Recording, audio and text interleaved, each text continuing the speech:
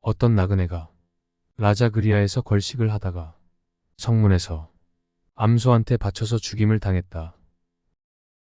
소의 주인은 재수가 없다며 그 소를 팔아넘겼다. 싼 값에 소를 산 사람은 집으로 가던 도중 소에게 물을 먹이기 위해 냇가로 가다가 갑자기 뒤에서 소가 들이박는 바람에 그만 죽고 말았다. 소를 샀다가 뜻밖의 불행을 당한 그 집 아들은 그 소를 보자마자 그 소를 때려 죽였다. 그리고 차마 그 소를 먹을 수가 없어서 장에 내다 팔았다. 어떤 시골 사람이 그 소의 머리를 샀다. 집에 가던 도중 그는 잠시 쉬기 위해 나무 밑에 앉았다.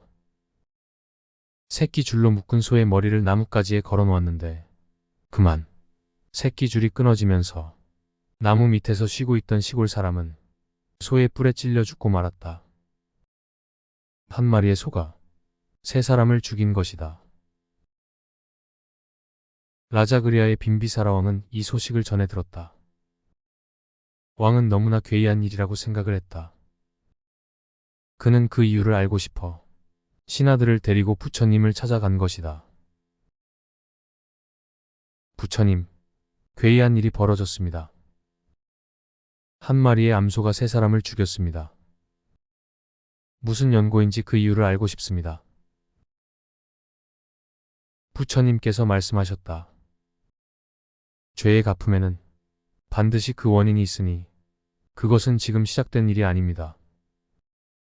먼 옛날 세 사람의 장사꾼이 이웃 나라로 장사를 하러 떠났습니다.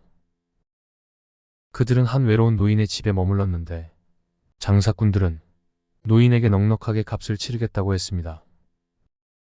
노인은 그들을 위해 모든 편의를 제공했습니다. 그러나 그 장사꾼들은 편하게 지냈으면서 떠나올 때는 그 노인을 만만히 보고 값을 치르지도 않고 도망치고 말았습니다.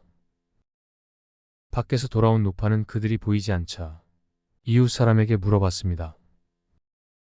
이웃 사람은 그들이 떠났다고 했습니다. 노파는 사람이 어떻게 그럴 수 있냐며 그 장사꾼들을 뒤따르기 시작했습니다. 힘든 몸을 이끌고 쫓아간 노인은 마침내 그들을 겨우 만났습니다. 어떻게 사람들이 그럴 수 있냐며 숙박비를 달라고 했습니다. 그러나 그 장사꾼들은 오히려 노인에게 화를 냈습니다. 아침에 주었는데 무슨 소리를 하냐며 거짓말까지 했습니다. 노인은 어떻게 할 수가 없었습니다. 노인은 화가 치밀어 오르기 시작했습니다. 노인은 눈물을 흘리며 그들에게 저주를 쏟아부었습니다. 내가 지금은 가난하고 힘이 없어 어떻게 할 수가 없지만 이 다음 생에는 반드시 이 원한을 갚을 것이다. 축생이 되어서라도 너희들을 죽이고 말 것이다. 그때 그 노인이 오늘의 암소요.